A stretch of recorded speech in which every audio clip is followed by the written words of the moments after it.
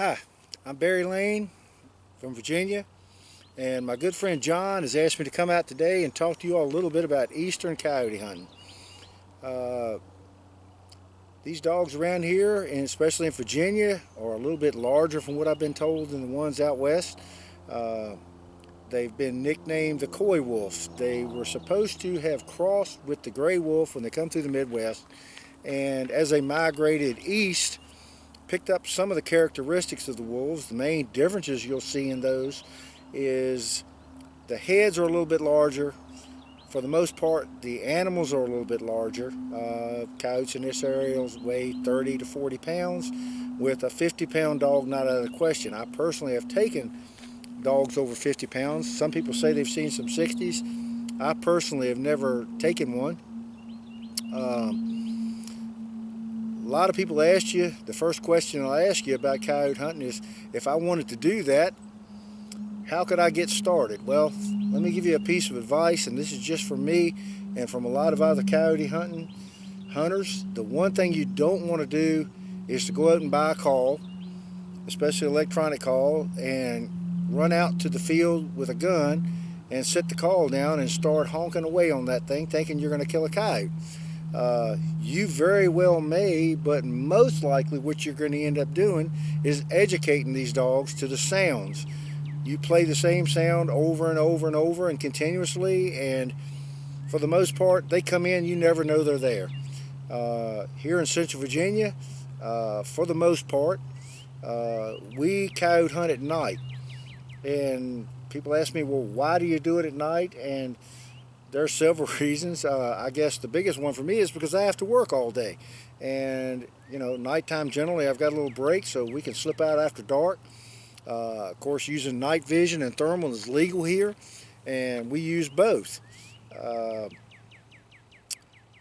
We generally go out on a setup and we'll make 3 to 4 stands a night, starting around dusk. And depending on the time of year has a lot to do with when and how we hunt. Wintertime, we're going to start early, right after the sun goes down, and we're going to start calling and pretty much have the same luck right on up through the night. And when I say calling, I'm saying, we're going to set the electronic call out. We're going to start out with something really soft, baby cottontail.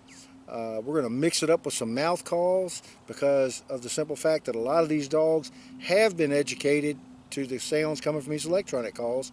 As I said to start with, people will just go out, turn those things on and sit there and let them play continuous. Start out with something soft, play it for 5 minutes and stop. Sometimes not that long. Then we'll switch up to something a little bit louder, like maybe an eastern cottontail, go from there to a jackrabbit. One of my go-to sounds, especially in early spring, is the woodpecker. Don't know what it is about that sound, but for a startup sound, they seem to like it. Nighttime hunting does bring you some challenges, and there's a lot of ways to do it. When I first started, I started out with lights and made the same mistake that most people make. I had one of the old big red lights. I knew to use red, but I'd turn it on, and to save the battery, I'd cut it off. I'd wait a few minutes, let the call play and play and play, and turn it back on and scan around to see if anything was there. And generally what happened is if I did see one, he was headed away from me. So did we take some with lights? Yeah. Nothing against them whatsoever. I've got a good set of wicket lights, and the one thing that I learned in hunting with lights is that if you're going to do it, you need to have a light, something like the wicket light or something that you can leave on continuous. Never turn the light off from the time you start calling. When the call's on, the light's on. Keep scanning. Scan the whole time on low, looking for eyes, looking for movement. Once you spot something, never burn that dog with the light. And what I mean by that is never put the beam directly on him. You're going to want to keep that animal in the halo of that light or the ring that you see around the outside.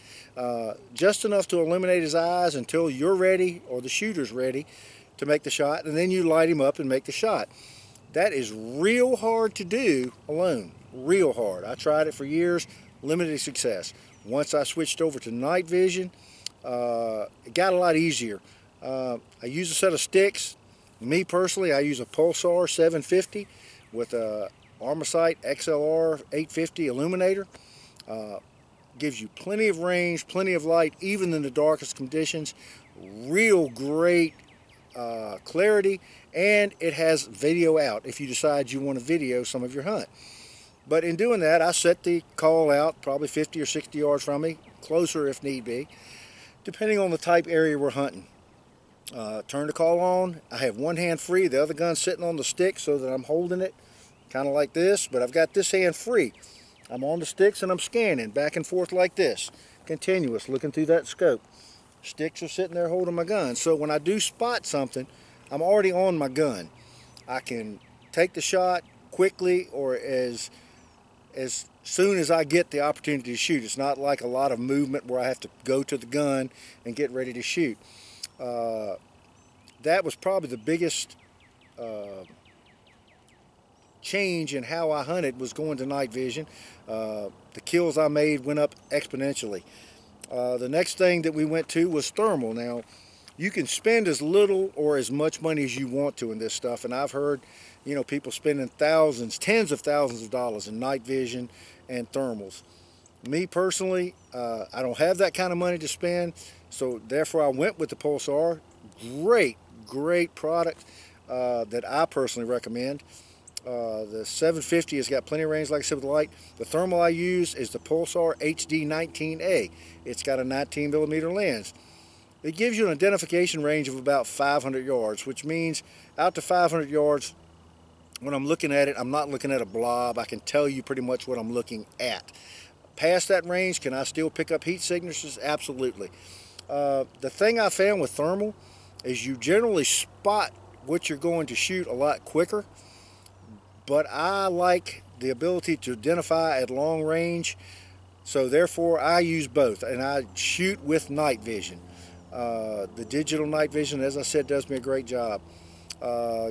Should tell you of several inches, and I think we'll include some video on this, of some long range spotting we did with the thermal.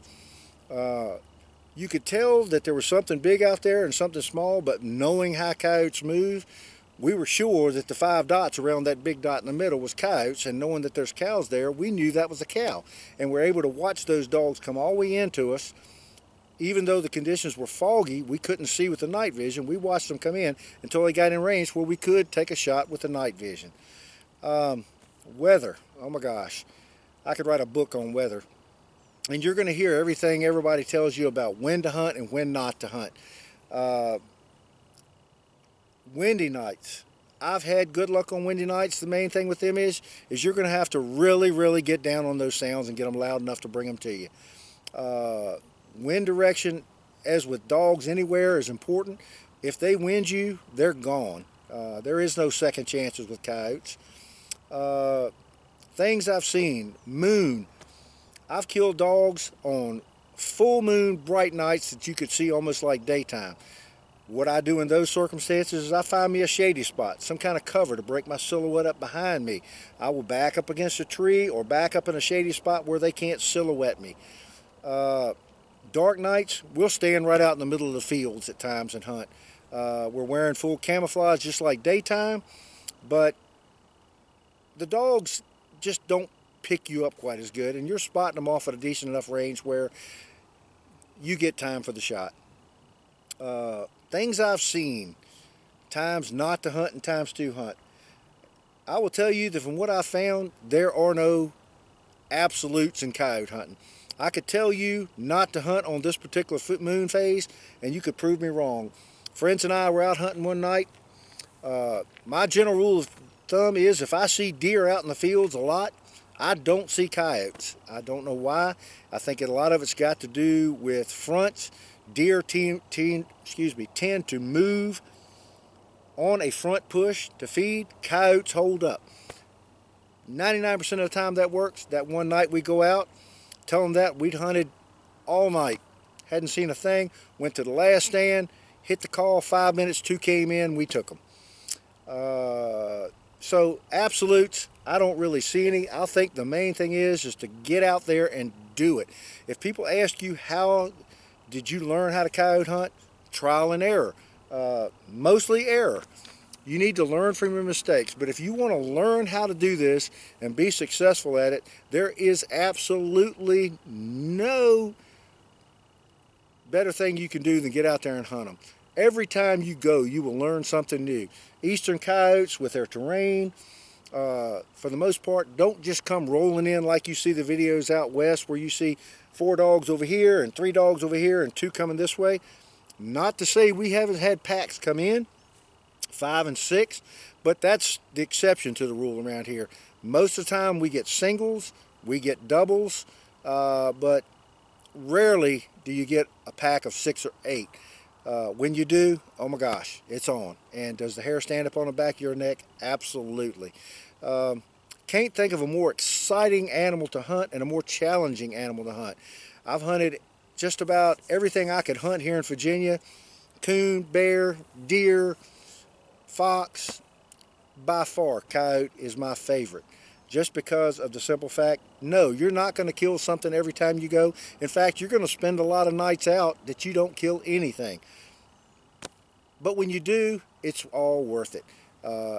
It looks like there's nights you can go out and it may have something to do with the moon, as I said before, the weather or the wind, but you're just not going to know unless you go and learn. If I had to give one simple piece of advice to a new coyote hunter, especially in Virginia, it would be to go with somebody that has done it before. It took me years to pick up on my mistakes and learn what I was doing wrong. These people can show you. Give me a call. Be glad to take you out. Show you a few tricks that was going to greatly increase your odds of killing the coyote. For now, that's all I've got. Berry Lane, Virginia. Nice talking to you.